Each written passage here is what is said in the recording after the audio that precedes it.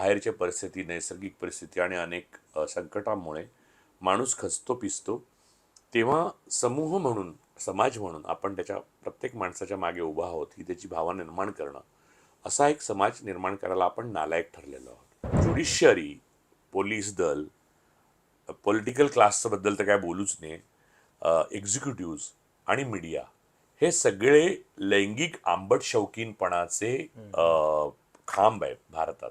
लोक चवी चवीने बातमी म्हणून दाखवतील याची पण मी तुला गॅरंटी देतो. हा एक सडलेल्या मानसिकतेचा विकृत समाज आहे. लैंगिक शोषणाचे अड्डे आपल्या महाराष्ट्रातल्या सगळ्या जिल्ह्यात आहेत आणि त्याचा स्रोत जो मूळ आहे तो राजकीय माणसं आहेत. खरात हे माझं, तुझं, महाराष्ट्रातल्या प्रत्येक पुरुषाचं व्यक्तिगत पाप आहे. आणि हे पाप केवळ खरात नव्हे तर आपण बोलतोय तेव्हा महाराष्ट्रात ठिकठिकाणी घडतंय. खरं ही जी बौद्धिक किंवा चमक दिसते त्याच्यामुळे आकर्षित होऊन आली कोणी स्त्री, तर तिला समजावणं हे पुरुषाचं पहिलं कर्तव्य आहे. तो IAS महिला पण सुरक्षित आहे असं समजू नका. आपल्या देशात सगळीकडनं प्रिडेटर्स आहेत. डॉक्टर असो, उच्च पदावर असलेली महिला म्हणजे सुरक्षित असते, हे भारतात चूक आहे. नमस्कार, मी प्रशांत कदम.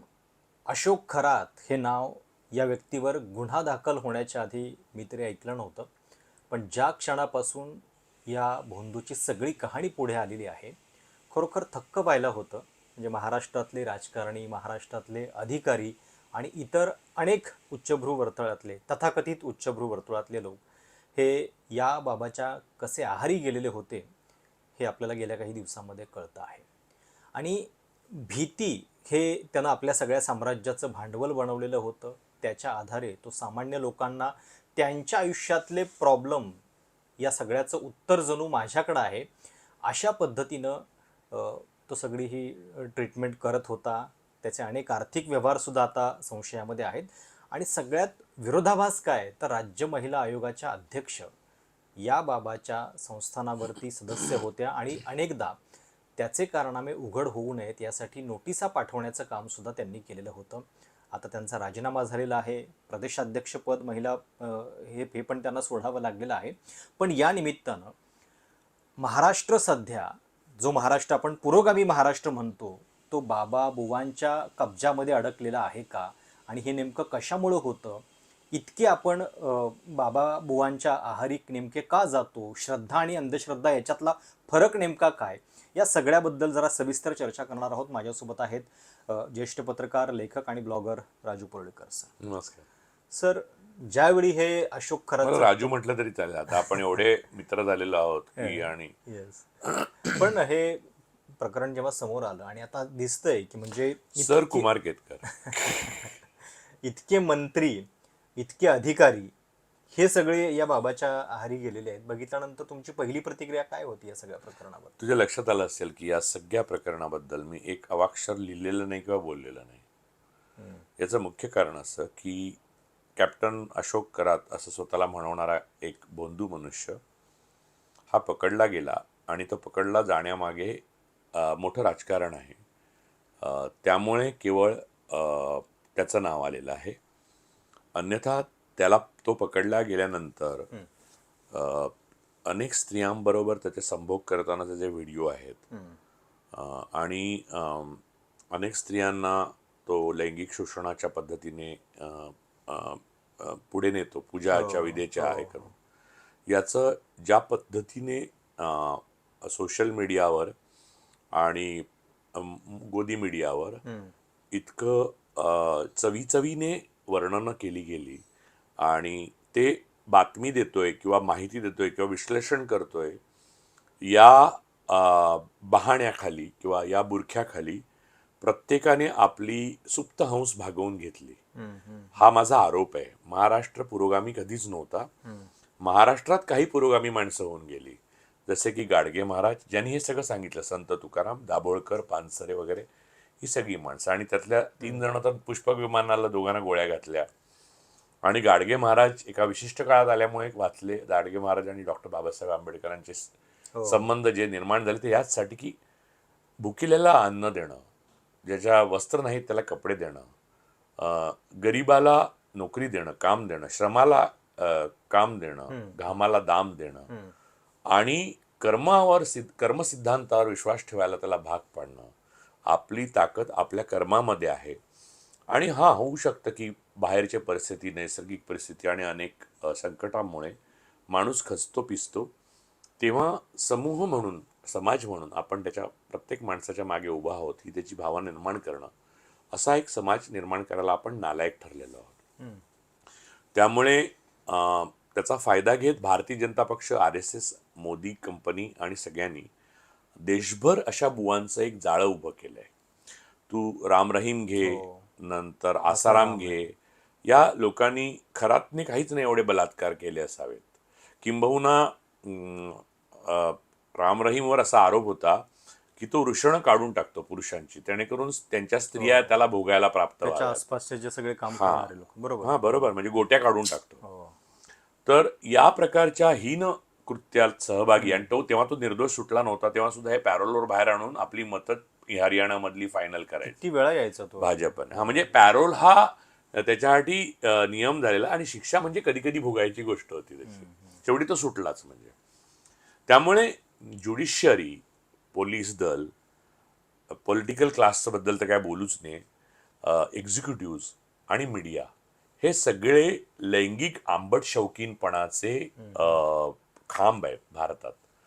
आणि व्यक्तीला काहीही प्रतिष्ठा नाही, आणि ती व्यक्ती स्त्री असेल तर केवळ भोगाचं आणि वस्तुरूप शोषणाचं साधन आहे असं मानतात. त्यामुळे त्यामध्ये लोकांना असं वाटतही नाही की त्या स्त्रियांची कन्सेन्शुअल पण ते भीतीने होतं. ते काही कन्सेन्शुअल म्हणजे अशोक खराच्या प्रेमात पडली आणि बाई पळून गेली आणि त्यांनी संभोग केला असं नाही आहे ते. हा मुद्दा बरं झालं तुम्ही सांगितलं, कारण बऱ्याच लोकांच्या कमेंट अशाच आहे. कन्सेन्शुअलची हे बघ कसं आहे, कित्येकदा तू एखाद्या कंपनीत बॉस असतो कॉर्पोरेट, आणि एक बाई अडलेली असते की तिला नवऱ्याला नोकरी नसते, घर चालवत असते, ती एका पदावर असते, तिची लायकी असते म्हणून पदावर असते, पण तो बॉस सांगतो की माझ्याबरोबर तू झोपली नाहीस तर तुझी नोकरी जाईल. तर तेव्हा ती त्याच्याबरोबर जी झोपते तो बलात्कार दिसत नाही डोळ्यांनी, पण तो कन्सेन्शुअल असला तरी तो बलात्कारच असतो. त्यामुळे अशोक खरातने केलेले सर्व स्त्रियांबरोबरचा जो व्यवहार आहे ती एक प्रकारची अध्यात्मिक हिंसा होती. कळलं ना? काहींना गुंगीचं औषध पाजून, काहींना उत्तेजक द्रव्य पाजून, फार थोड्यांना भीती बऱ्याच जणांना भीती दाखवून, 90% बायकांना भीती होतीच. म्हणजे भीती आहेच. तू लक्षात घे, प्रत्येक बाबा, म्हणजे मी इथे बघतो अनिरुद्ध बापू असो किंवा तिथे सद्गुरू असो, हे सगळे स्लीपर सेल आहेत बीजेपीचे. आणि मला आश्चर्य वाटलं की आपले मुख्यमंत्री देवेंद्र फडणवीसजी हे जेव्हा विधानसभेत बोलले, भाषण केलं त्यांनी या विषयावर, तेव्हा त्याने लैंगिक अत्याचार केले ह्या एका वाक्यात संपणारी गोष्ट, त्याने योनीत बोट घातलं वगैरे, हे सगळं सविस्तर, जसं की मला लहानपणी जे येलो लिटरेचर वडील वाचू देत नसत ते जाहीर मुख्यमंत्र्याने सांगण्यासारखं वाटलं. मला हे अतिशय बिभत्स वाटतं. म्हणून निराशेपोटी मी त्याच्यावर एकही कॉमेंट केली नाही किंवा लिहिली नाही. आज पहिल्यांदा मी तुला इंटरव्ह्यू देतोय. मला आशा आहे आपल्या इंटरव्ह्यूचं स्वरूप गंभीर राहील, आणि हा एक मोठा क्राईम आहे, पण हा क्राईम कॅप्टन अशोक खरात पकडला गेला. तुला मी आत्ता सांगतो, आत्ता आपण इथे बोलतोय तेव्हा महाराष्ट्रात अनेक ठिकाणी कुठच्या तरी बाईचं लैंगिक शोषण होतंय, आणि ते जर उघडकीला आलं तर ते त्या माणसाचं निमित्त करून त्या बाईचं देहप्रदर्शन आणि ती संभोग करताना बघता यावी म्हणून लोक चवीचवीने बातमी म्हणून दाखवतील, याची पण मी तुला गॅरंटी देतो. हा एक सडलेल्या मानसिकतेचा विकृत समाज आहे. आणि भ्याड तर आहेच. म्हणजे ज्या संस्कृतीने, म्हणजे हिंदुत्ववाद या नावाखाली जो 12 वर्ष उच्छाद मांडलेला आहे लोकांनी, ते लोक भ्याड आहेत. त्या भ्याड लोकांच्या संस्कृतीमध्ये अशा बुवांचा उदय का केला जातो? कारण लोकांमध्ये भीती पसरवणे. हे स्वामी तुम्हाला तारतील, तो बुवा तुम्हाला वाचवेल, हा बाबा तुम्हाला. मी तुम्हाला सांगतो की हे गाडगे महाराज, तुकडोजी महाराज, संत तुकाराम यांना माहीत नव्हतं. त्यांनी स्वच्छ लिहून ठेवलं असं नाही होत. तुम्हाला जर बुवाकडे जाऊन जर पोरं होत असतील तर नवरा कशासाठी, असं तुकारामांनी स्वतः लिहिलं आहे. तर आता माझं एकच मत आहे की कृपया अशोक खरात या माणसावर बोलताना आपण एका अत्यंत सडक्या समाजाबद्दल बोलतो हे लक्षात घेतलं पाहिजे. तू म्हणालास त्याचं नाव अगोदर कोणी ऐकलं नव्हतं, मी ऐकलं होतं. बरं. मी ऐकलं होतं. बरं. तुला सांगतो की आत्ता मुख्यमंत्री आणि भाजपचे लोक त्यांच्या हातात सत्ता आहे म्हणून मोठे वीरपणा दाखवत आहेत की राष्ट्रवादी आणि रुपाली चाकणकर ह्या महिला म्हणून मला असं वाटतं की त्या उर्मट असतील, त्यांनी अत्यंत चुका केल्या असतील, किंबहुना त्या रूट म्हणून म्हणजे त्या बाबाकडे बायांना नेण्याकरता माध्यम पण बनले असतील, पण तरीही पुरुष सत्ताक व्यवस्थेच्या त्या बळीच आहेत, बरं. त्या विक्टीमच आहेत. म्हणजे मी मानतो की कुठचीही स्त्री ही विक्टीमच असते अशा पद्धतीने. तर मुद्दा हा की भाजपचे सगळे लोक त्याच्याकडे जाऊन आलेले आहेत. खुद्द फडणवीसांचे त्यांच्याबरोबर फोटो आहेत. हो. अमित शहाच्या बाजूला अशी खुर्ची घेऊन बसणं, बसलं. हा तुला शक्य आहे? शक्य आहे तुला? तिथपर्यंत तुला बसवते? पोहोचणारे लोकं- पोहोचणं नाही. अमित शहा एवढे ॲरोगंट आहेत की ते तुला बसू देतील का? बरोबर. याचा अर्थ त्याला त्यांनी भविष्य विचारलं. बरोबर. उगाच जाऊन काय कसे आहात, खरंच का तुम्ही सांगता का ज्योतिष? नमस्कार, छान छान सांगा ज्योतिष उत्तरांचं, जा आता. असं होईल का? नाही. ते भेटले याचा अर्थ ज्योतिष विचारायला भेटले, याचा अर्थ अंधश्रद्धा त्यांच्या मुळाशी आहे. बरं, फडणवीस साहेबांचा त्याचं तर हे पण फोटो आहेत हे देताना, आणि हे दोन तर मोठी माणसं आहेत म्हणून त्यांचे फोटो आहेत. पण भारतीय जनता पक्षातले मी बरेच नेते नावं सांगेन, मला नाही सांगायचे आहेत, पण मंत्री संत्री दंत्री लोक आहेत ज्यांचा अशोक खराशी संबंध होता, त्यांचे फोटो आलेले नाही. बरं. आणि त्यांनी त्याच्यासाठी काय काय केलं असेल. आणि मला तर तेही नाही म्हणायचंय, अगोदरचं उद्धव ठाकरे सरकार होतं ना, तेव्हा पण त्यांच्यातले लोक काही त्याच्याबरोबर होते. त्याला सगळ्या सवलती ह्या समाजाने दिल्या आहेत. त्याला आज पकडला कारण दुसऱ्या कोणाला तरी बळी बनवायचा होता. त्याला त्याच्या लैंगिक शोषणाच्या कार्यासाठी नाही पकडलेला, लक्षात घे. हे फार महत्त्वाचं आहे. हा, त्याला पकडलाय कारण राजकीय दृष्ट्या कोणाचे तरी मोठे बळी घ्यायचे आहेत म्हणून योग्य बळी हे दुकान उघडलं. खरं आहे. अन्यथा एवढी कार्यक्षम काय म्हणतो तो काय न्यायाचा बालेकिल्ला नाशिक जिल्हा, न्यायाचा बालेकिल्ला नाशिक जिल्हा जो काय आहे तो काय बालेकिल्ला आहे मला चांगला माहिती आहे, कारण मी नाशिकला खूप जवळून ओळखतो. लैंगिक शोषणाचे अड्डे आपल्या महाराष्ट्रातल्या सगळ्या जिल्ह्यात आहेत आणि त्याचा स्रोत जो मूळ आहे तो राजकीय माणसं आहेत. खरं आहे. आणि जी ह्याच्या विरुद्ध बोलायला लगेच बाहेर येतात ना माईक घेऊन, ते स्वतःच इतकं शोषण करत असतात की तू विश्वास नाही ठेवणार. मध्ये बीड जिल्हा होता, आता नाशिक आला. तुला सांगतो की खोदत गेला तर तुम्हाला असं दिसून येईल की ह्या महाराष्ट्र म्हणजे आता महाराष्ट्रापुरतं मी भारतातच म्हणेन, म्हणजे सद्गुरू पासून सगळे आता सद्गुरूंच्या आश्रमामध्ये बालिका आंघोळ करतात त्याचे फिल्म्स टाकल्या होत्या. तुम्हाला एप्स्टीन फाईल हे वेगळं काय आहे? खरं आहे. आणि माझं म्हणणं असं की या संदर्भात माझं स्वतःचं असं काही मत नाही की ते बाजूने मी त्यांच्या विरोधात. मुद्दा हा आहे की हे सहन समाज का करतो? समाजाने सांगायला पाहिजे की बालिकांचे आंघोळ करतानाचे फोटो हे एका अर्थाने पॉक्सो लागतो त्याला, बरोबर ना? पण यांना राजाश्रय आहे. त्यामुळे नंबर 1 पासून भारताच्या नंबर शेवटपर्यंत सगळे राजकारणी माणसं, IAS अधिकारी, एक्झिक्युटिव्ह म्हणजे न्यायपालिका, हे सगळे यांचं चरण स्पर्श करायला जातात. त्यामुळे आणि हे आजचं नाही आहे रे. सत्य साईबाबा होते तेव्हा मी बघितलं यार.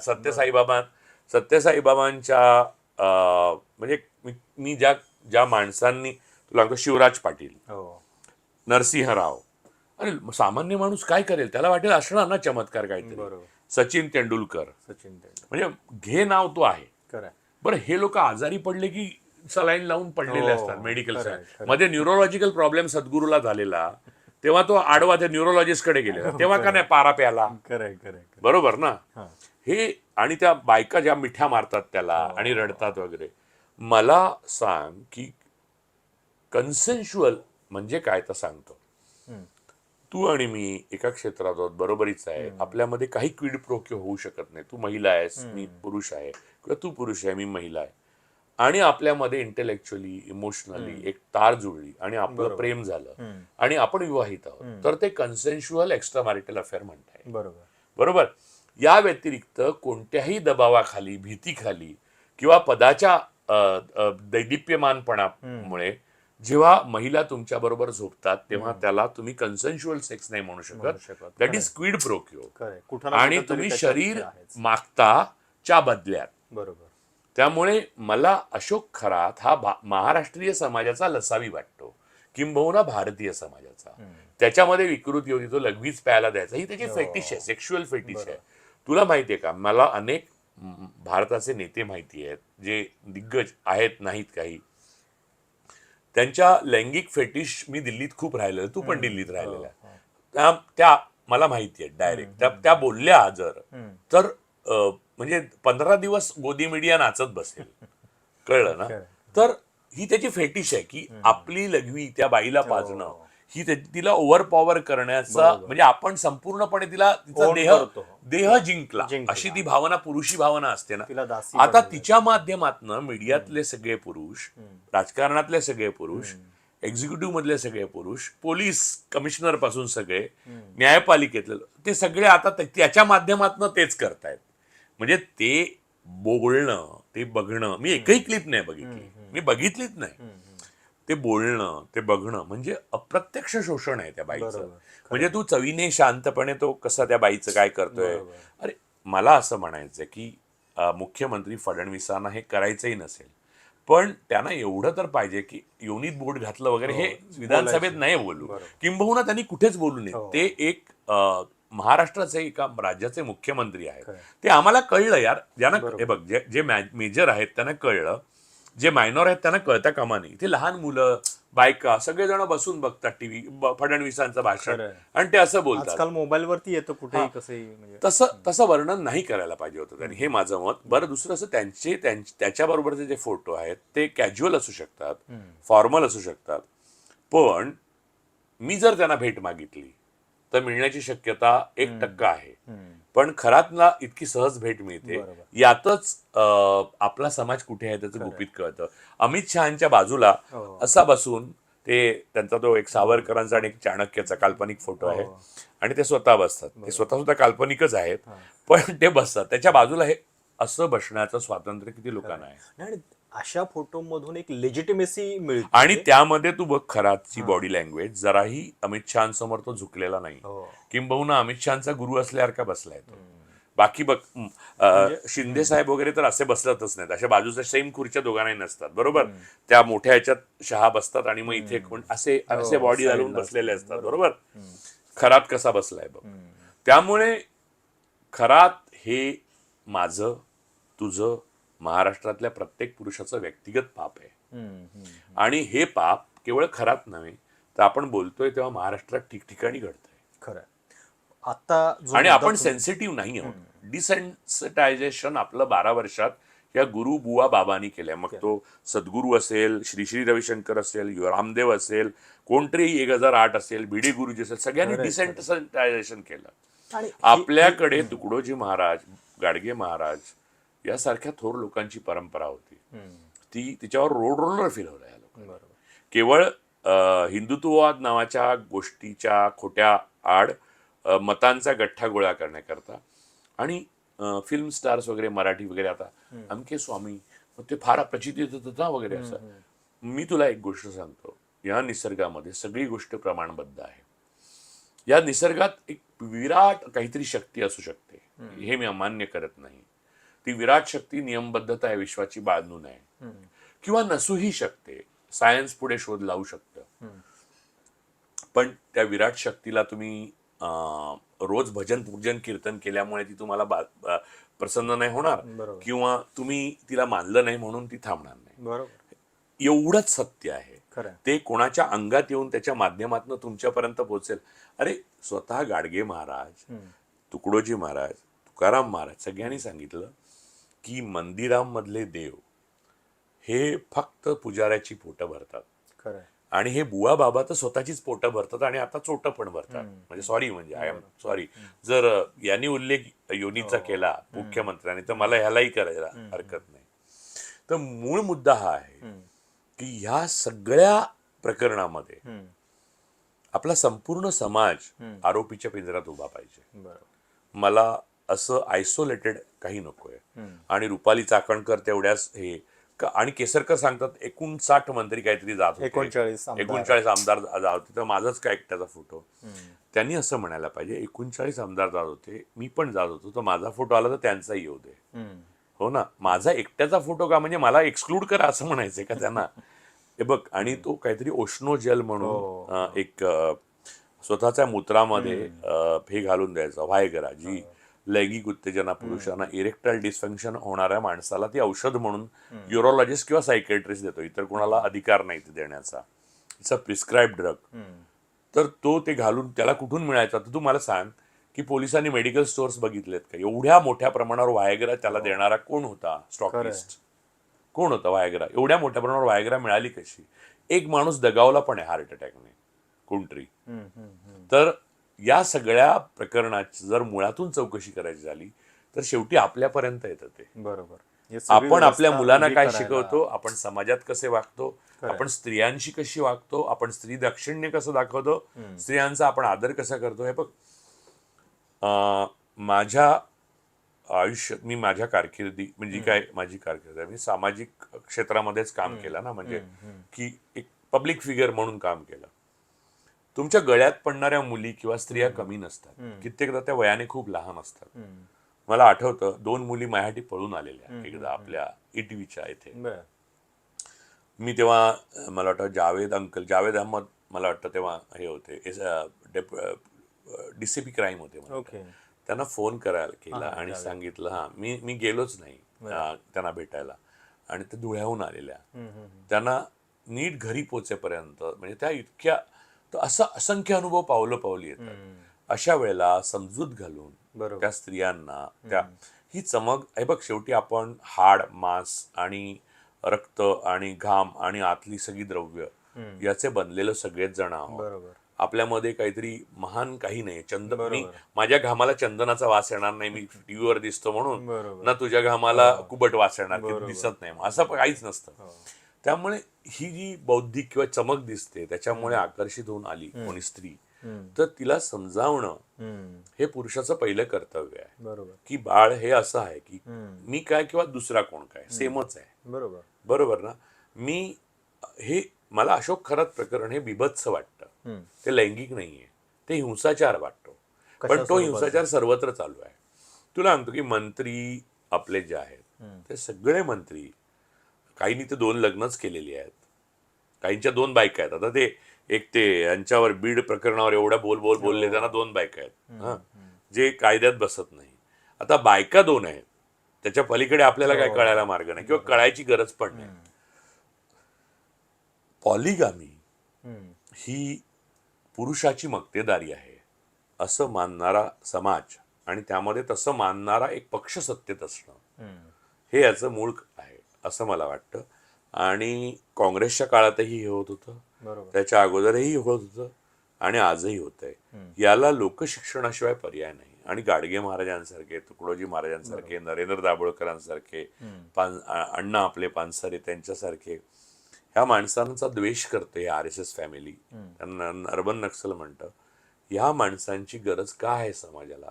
कारण स्त्रियांचं जर रक्षण करायचं असेल तर या माणसांसारखे लोकसेवक आणि लोकांना समजावणारी माणसं हवी आहेत. तर मग अशोक खरातच्या खरातकडे जाणाऱ्या लोकांची जर यादी बघितली, म्हणजे आता केसरकर म्हणतात त्याप्रमाणे 39 आमदार, काही मंत्री, स्वतः मुख्यमंत्री ज्यावेळी एकनाथ शिंदे होते त्यावेळी ते खरातच्या त्या संस्थानामध्ये गेलेले होते, तर त्याच्यामुळे एक लेजिटिमेसी मिळत गेली आणि मग सामान्यांचं शोषण करण्याची त्याला एक मुभा मिळत गेली. कशामुळं? अत्र्याने पुस्तक दिलं होतं बुवा तिथे बाया. मी लिहिलं तर लिहिन बुवा तिथे नेते. तुला सांगतो की असुरक्षिततेपायी, भीतीपायी आणि गंडापायी, आता तू किती मंत्री बघ, डोक्याला इथे बाईसारखा टिळा लावतात. त्या टिळ्यात हाय काय हा मला खरा प्रश्न आहे. कोण करंगळी कापून घेतय, कोणी रेडा कापतय, कोणी टिळा लावताय. अरे तुम्ही कर्म काय करताय? तुम्ही चोरताय, देश विकताय तुम्ही. मी तुला माझं व्यक्तिगत उदाहरण सांगतो. भय्यू महाराज म्हणून इंदोरचे एक महाराज होते, त्यांचं नाव देशमुख. ते माझे फ्रेंड होते, ते मला दादा म्हणाल. आम्ही गप्पा वगैरे मारला, मी त्यांचा इंटरव्ह्यू पण घेतलेला आणि मी त्यांना अजिबात हिंग लावून बाबा बुवा मानायचो नाही. मी ते सियाराम शूटिंगचे मॉडेल पण होते, देखणे होते ते. बरोबर. पण ते माणूस ना असे कोमल होते मनाने. बाकी त्यांची पुढे वृत्ती सगळी हीच, म्हणजे सगळे पुढे हेच झालं. पण असो, आता ते नाही त्यात. तर माझा मित्र होता त्यामुळे मी बोलत नाही, कारण शेवटच्या काळात त्यांनी ते गेले त्याच्या 1-2 महिने अगोदर तिकडे मुंबईत आलेले आणि म्हणले की दादा मला तुम्हाला भेटून काहीतरी बोलायचं आहे. मे बी त्यांना तेच बोलायचं असेल ज्या भीतीत ते वावरत होते. एनिवे, तर मी एकदा इंदोरला गेलेलो. ते यायचे घरी इथे आणि मग मी पण इंदोरला राहायचो. पण आयुष्यामध्ये मी एकदा तर मोदींचे भाऊ प्रल्हाद मोदी त्यांच्याकडे जेवायला असताना गेलेलो. मी प्रल्हाद मोदी आणि भय्यू तिथं महाराज होते? हो इंदोरला. बरं. मग एकदा आपले ते हे कोणते कोविड कोविड नाही कोविड कोविड कोविड, ते रामनाथ रामनाथ कोविंद कोविंद. राज्यपाल असताना एक पेन भय्यू महाराजांनी असं काढलं. आता हे एक गमतीशीर गोष्ट झाली आणि त्यांचं पेन काढून घेतलं आणि असं पेन लावलं त्यांना आणि सांगितलं आप इससे बडे पद पर जाओगे, आणि ते राष्ट्रपतीच झाले रे त्याबरोबर. म्हणाले होते.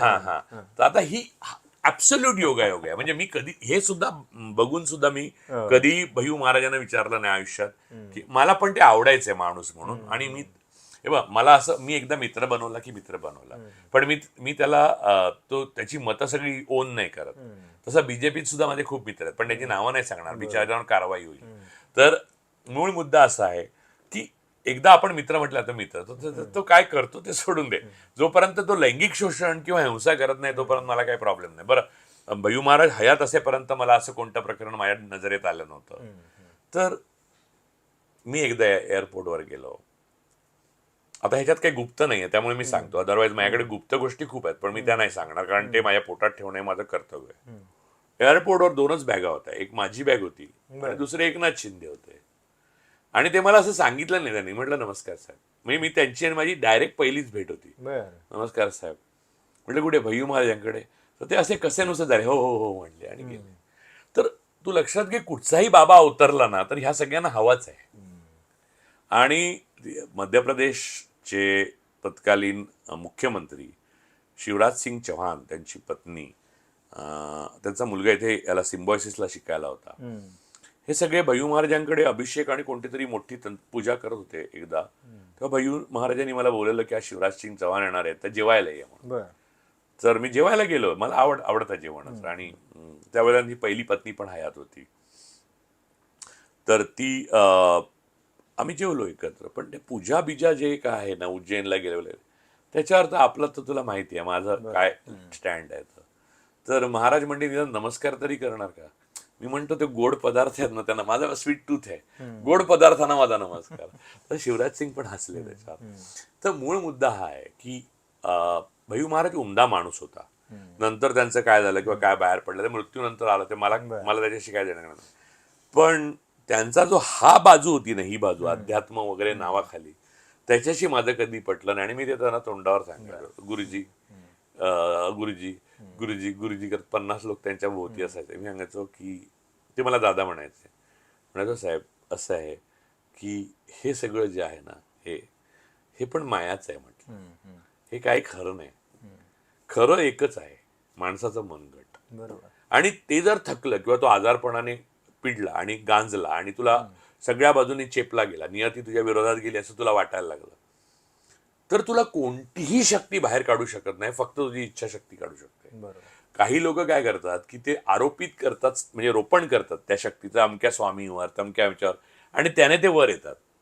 त्यांना वाटतं त्यांचा चमत्कार आहे, तो हा तुमचाच चमत्कार. बरोबर. या बाबाकडे जाणारे जे लोक होते सायकोलॉजीमध्ये याला सिंक्रानिसिटी म्हणतात, लॉ ऑफ सिंक्रानिसिटी. त्यांचे प्रश्न काय होते, म्हणजे कोणाचं लग्न मोडलंय, कोणाला काहीतरी प्रमोशन हवंय, कोणाला काहीतरी. नाही, पण ज्या IAS किंवा उच्चाधिकारी स्त्रिया वगैरे त्यांच्याकडे गेल्या, त्यांचे प्रश्न हे अधिक जटिल असणार ना, की एकीकडे पॉलिटिशियन प्रिडेटर्स सगळ्या बाजूने आहेत. तू IAS महिला पण सुरक्षित आहे असं समजू नको. आपल्या देशात सगळीकडनं प्रिडेटर्स आहेत. डॉक्टर असो, उच्च पदावर असलेली महिला म्हणजे सुरक्षित असते, हे भारतात चूक आहे. तिच्या भोवती सगळे प्रिडेटर्स असतात, त्यात घरचे तिला साथ देत नाही. काही पुरुष पण होते म्हणजे जाणारे. पुरुष होते, पण पुरुषांचं शोषण झाल्याचे अजून व्हिडिओ आले का नाही. झालंही असेल. एक मिनिट, या बाबाच्या पायात जाण्याचं त्यांचं काम म्हणजे कशासाठी गेले हे मला कळलं नाही. म्हणजे नाही, तीव्र असुरक्षितता मी मागच्या एका बुवा बाबावर एपिसोड म्हणजे हे सगळं व्हायच्या अगोदरच केला होता प्रथमेश बरोबर. हो इंडिया त्याच्यात मी बोललो होतो की पुढची बस येईल की नाही याची खात्री नसेल तर माणसाला बुवा लागतात. कसं की ह्याच्या मागची एक थिअरी शरद जोशींची. मी शरद जोशींना जेव्हा अंगारमाळ्यावर भेटलो तेव्हा ते म्हणले की तेव्हा मुंबईत बेस्ट सर्व्हिस उत्तम होती त्या काळात. आता नाही राहिली. तर आता आहे पण म्हणजे तशी नाही राहिली. ते म्हणाले तुमच्या मुंबईत बघा रांगा लावून उभे राहतात लोक बेस्टसाठी, कारण 369 नंबरची पहिली बस गेल्यावर दुसरी येणार हे माहिती असतं त्यांना, खात्री असते. तसंच स्वित्झर्लंडमध्ये, ते स्वित्झर्लंडमध्ये होते ना आधी नोकरीला आहे.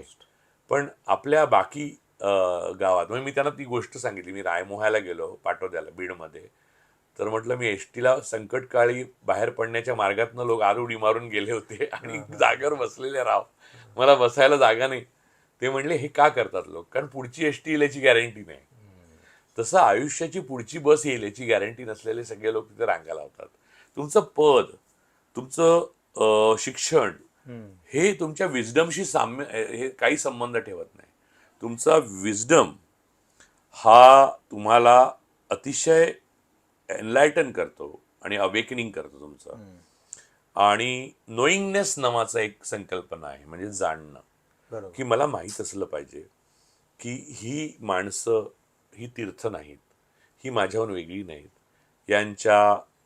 यांच्या बुका, यांच्या वासना, यांची बुभुक्षितता माझ्याहून कित्येक पट जास्त आहे. मला यांच्यापासून अलिप्त ठेवलं पाहिजे. ही भावना सरकारी अधिकाऱ्यांमध्ये, डॉक्टर, मग काय होतं की फोटोतले महाराज जर पावतायत तर हल्ली इथेच अवतरलेत प्रत्यक्षात हातपाय असलेले.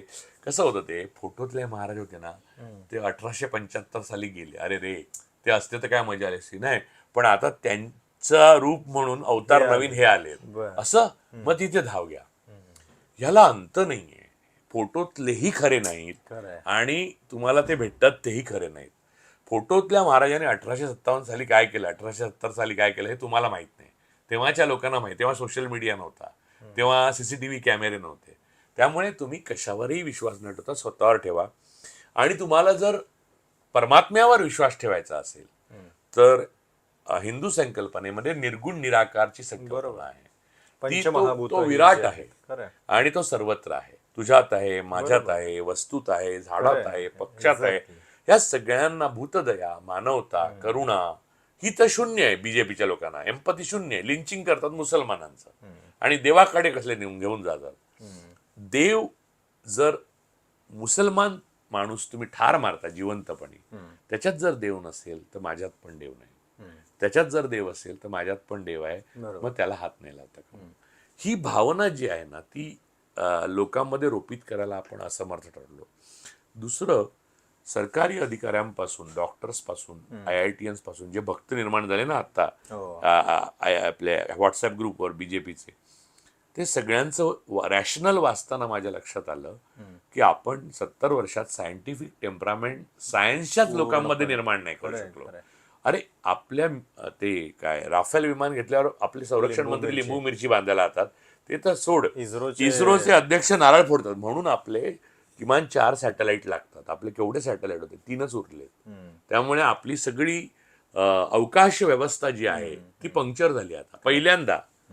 हा मुद्दा फार महत्वाचा आहे की आपलं एकूण सायंटिफिक टेम्परामेंट की जे, अरे 26 जानेवारी आली ना की सरकारी ऑफिसमध्ये लगबग सुरू होते सत्यनारायणाची पूजा घालायची, कॉलेजेसमध्ये, शाळांमध्ये. हे आपण या बाबांसाठी जमीन तयार करतो म्हणजे थोडक्यात. अरे साधी गोष्ट आहे. 75 साली शोले हा पिक्चर हिट झाला, त्याच वर्षी संतोषी माता हा पण हिट झाला. संतोषी माता नावाची कोणती देवीच नाहीये. म्हणजे तुम्हाला चमत्कार हवे आहेत तर त्याची किंमत आहे. ती अशोक खरातने घेतली. बरोबर, त्यांना हे मानसशास्त्र ओळखलं समाजाचं. बस साधी गोष्ट आहे. पण हीच गंमत तुमचा कंपनीचा बॉस पण ओळखतो की तुला प्रमोशन हवं आहे ना. तेच तुमचा PhDचा गाईड पण ओळखतो, तुला PhD हवी आहे ना मुली, तर मायावर झोपायला लागेल. भारतामध्ये स्त्रिया, मुली अजिबात सुरक्षित नसतात. त्या जगातच नसतात सुरक्षित. मला जगातच एप्स्टीन फाईल हे काय भारतात झालेलं प्रकरण नाहीये. पण भारतामध्ये एक मोठी यंत्रणेची पण गरज पडत नाही. लोकल लेवलला त्या ऋषी वैद्य नावाच्या माणसाने मी महादेव आणि तू पार्वती सांगून एका बाईची इज्जत लुटली. तर तू लक्षात घे, त्याच्या समर्थनार्थ काही लोक आले होते. नाही मला त्याच्या समर्थनार्थ येणारच, कारण तो वैद्य आहे. मुद्दा लक्षात घे, कोरटकरच्या समर्थनार्थ लोक येणार, कुरुलकरच्या समर्थनार्थ लोक येणार, वैद्यच्या समर्थनार्थ लोक येणार, भिडेच्या समर्थनार्थ लोक येणार, खराच्या समर्थनार्थ लोक येत नाही. पण म्हणजे आता या सगळ्यामध्ये पुन्हा पुन्हा प्रश्न तोच निर्माण आणि तुला सांगतो की कुठचे तरी भगवं कपडे घातलेल्या महाराजांनी हे पण केलंय, व्हिडिओ पण टाकलेत सोशल मीडियावर, कि जो ब्राह्मण का काम है वो खरात कर रहा था, इसलिए वो व्यतिक्रम है, वो व्यतिक्रम करने से उसके हाथ से अनाचार हुआ. हे कुठचं काय लॉजिकच्या यायला. नाही, आता बरं झालं तुम्ही हा विषय काढला. ते माध्यमांमध्ये पण योनी पूजा आणि असे जे शब्द, म्हणजे जणू काही हा काहीतरी एक खरोखर पवित्र विधी आहे काहीतरी, आणि जो ते करत होता काय हे म्हणजे नाही. तुला मी एक सांगतो, तंत्र मार्ग जो आहे तंत्राचार, त्याच्यामध्ये योनी पूजेला महत्व दिलं, असाधारण महत्व आहे. मी तुला सांगतो, मूलतः देवदेवता आपल्याकडे नव्हत्या. आपण निर्गुण निराकाराचीच पूजा करायचो. तो वेदांमध्ये बघ किंवा उपनिषदांमध्ये बघ, म्हणजे या देशामध्ये आपण निसर्गातल्या पूजा करायचो. मग अग्नीची पूजा, वायूची पूजा, वरुण पूजा, असं. हे मूर्त्या जसं सापडल्या, मेनली मूर्त्या बौद्धकालीन आहेत. त्यांना आपण रंगपासून देवदेवता, ह्या देवी देवतांचा उगम हा राजा रवी वर्माने केला. मी मागे पण बोललेलो आहे. त्यानंतर त्याचा मूर्ती एकदा हातात सापडली, त्याबरोबर या लोकांनी कथा लावल्या. ऍक्च्युली कसं होतं सांगतो, मानवी आयुष्य जेव्हा ॲग्रिटेरियन सोसायटी म्हणजे शेतकी समाज निर्माण झाला, त्यानंतर रिप्रोडक्शन ही गोष्ट महत्वाची होती. कारण तेव्हा ना अँटीबायोटिक वगैरे आतासारखी औषधं नव्हती आली, त्यामुळे रिप्रोडक्शनला महत्व होतं. त्यामुळे दोनच पूजा केल्या जायच्या निसर्गाव्यतिरिक्त, एक लिंग पूजा आणि दुसरी योनी पूजा. कारण ह्या दोन्ही रिप्रोडक्शनसाठी आवश्यक आहे. लिंग हे महादेवाचं लिंग नसून मानवी लिंग आहे. म्हणजे महादेव ही लिंगांचं सर्वोच्च हे मानलं गेलं, आणि योनी पूजा ही तो तंत्रविधीत नंतर टाकला गेला. याचं कारण योनी पूजा ही ओपन सोसायटीसाठी ठेवली तर स्त्री आणि पुरुषची समानता प्राप्त होते लिंगपूजेसारखी. म्हणून योनी पूजा ही झाकून ठेवण्यात आली, म्हणून ती तंत्रात गेली. अन्यथा योनी पूजा ही स्वाभाविक होती जेवढी लिंगपूजा आहे. म्हणून लिंगाच्या खाली बघ तुला आकार कसा असतो तो. त्यामुळे लिंगपूजा आणि योनी पूजा ह्या दोनच पूजा आहेत. नंतरची सगळी जी मूर्तीपूजेची घाण आहे ती वैष्णवांनी निर्माण केली. परंतु मूळ मुद्दा आहे की ती घाण अशासाठी की त्यामुळे माणसाच्या, म्हणजे त्यात चूक काही नाही, वैष्णवांचं काही चूक नाही. वैष्णव पंथ हा एनरिच केलं. पण तू लक्षात घे की वैष्णवांच्या मुळे काय झालं की माणसाला मूर्त्या मिळाल्या आणि मग माणसात मूर्त्या बघायला लागला माणूस. इथे गोळ झाली. तू मध्ये तो पिक्चर आलेला बघ महाराज नावाचा, तो शोषण करायचा एक महाराज, ते वैष्णवांचं हे संपूर्ण गुजरातच्या भागात ते सुरू होतं.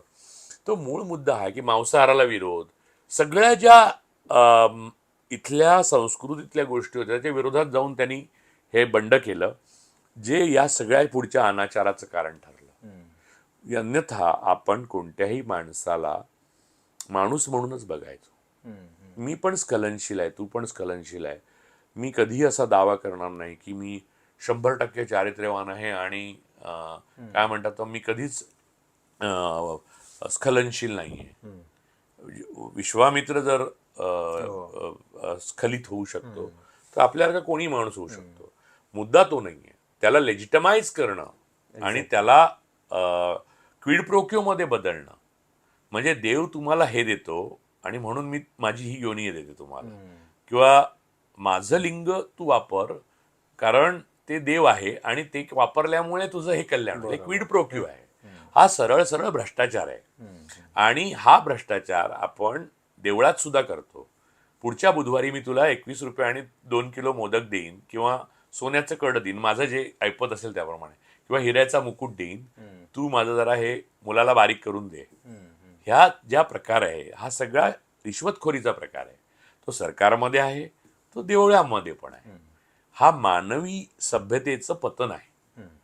पण आता म्हणजे मगाशी तुम्ही जे सांगितले श्रद्धा, म्हणजे या सगळ्या पंचमहाभूत आणि ही जी शक्ती आहे त्याच्यामध्ये श्रद्धा असायला काही हरकत नाहीये. श्रद्धा आणि अंधश्रद्धा ह्याच्यातला जो फरक आहे तो श्रद्धा आणि अंधश्रद्धांमध्ये फरक नाहीये. सरळ सरळ दरी आहे. मी तुला सांगतो, श्रद्धा फक्त एकाच व्यक्तीवर असू शकते, स्वतःवर. आणि ज्या प्रकृतीमुळे आपण बनलेलो आहोत भोवतालचं, त्यावर आपली श्रद्धा असली पाहिजे. जे दिसतं, बरोबर. जे अनुभवता येतं, जे प्रूव्ह करता येतं, ती श्रद्धा. बाकी सगळी अंधश्रद्धा. मी कधी कधी तुझ्या मनात एखादं गाणं येतं, खाली उतरलं लगेच तेच वाचतं. हा लॉ ऑफ सिंक्रानिसिटी आहे. या सगळ्यावर खूप विचार झालेला. आपले लोक वाचत नाही, राजकारणी तर अजिबात वाचत नाहीत. आपले लोक विचार मंथन करत नाहीत. संपूर्ण सत्ताधारी पक्ष आणि सत्ताधारी कल्ट RSS वगैरे मध्ये बुद्धिशाली माणसांचा एक समूह, कायम चर्चा, डिबेट, पॉइंट काउंटर पॉइंटला जागाच नाही. विरोधी पक्षातही ती जागा नाही. समाजात असे गट निर्माण होण्याची काहीही संधी उरलेली नाही. फिल्म सुद्धा सगळ्या प्रोपागंडा फिल्म येतात, ज्या ताद्दन खोट्यात. म्हणजे त्या धुरंधरमध्ये दाखवलेल्या सगळ्या गोष्टी या इंदिरा गांधी आणि नंतरच्या काळात, UPAच्या काळात घडलेल्या आहेत. त्या सगळ्या एवढून इकडे आणल्यात. नोटबंदी ही रॉथस्चाइल्डच्या कर्जबाजारी भारताला करण्यासाठी केलेल्या पहिल्या पावलातलं पहिलं पाऊल मोदींनी केलेलं होतं. हे मी पुन्हा एकदा सांगतो. त्याचा कॅशलेस भारत झाला की भारत दरिद्री होणार, कर्जात सापडणार. तो रॉथस्चाइल्ड ज्यू मध्ये जे झायोनिस्ट आहेत ते संपूर्ण क्रेडिटचा व्यवहार बघतात, क्रेडिट कार्ड्स आणि अदर कार्ड. त्यांच्या दावणीला आपण बांधणं म्हणजे इस्रायल बरोबर आता करारच केला ना, GPA वगैरे. त्यासाठी ती नोटबंदी झाली. त्याचं लॉजिक रॅशनल करणं आणि खोटं लॉजिक देणं त्या धुरंधरच्या माध्यमातून, ही अशा फिल्म्स, असे डायरेक्टर आणि असे कलावंत यांच्यावर समाजाने बहिष्कार टाकला पाहिजे. आणि कला म्हणून चांगली आहे पण प्रोपागंडा आहे असं नाही. प्रोपागंडा आहे म्हणजे ती कला नाही. लेनी रेफेन्स्टेलने हिटलरला पहिल्यांदा जगामध्ये 9 कॅमेरे लावून शूट केलं होतं. त्याचा सगळा मेळावा, आणि त्याच्यावर फिल्म केली होती, ट्रायम्फ ऑफ विल. तर त्याच्या त्या डॉक्युमेंटरी फिल्मला कान्समध्ये अवॉर्ड पण मिळालं होतं. पण लेनी रेफेन्स्टेलला दुसऱ्या महायुद्धानंतर पूर्ण आत्ता गेली ती, काहीतरी 95-96 वर्ष जगली. बहिष्कार टाकला तिच्यावर. एवढंच नव्हे तर नोबेल पारितोषिक विजेता साहित्यिक होता, त्याला फाशी दिलं जर्मनीचा. त्यामुळे या गुन्ह्यांना क्षमाच नाही.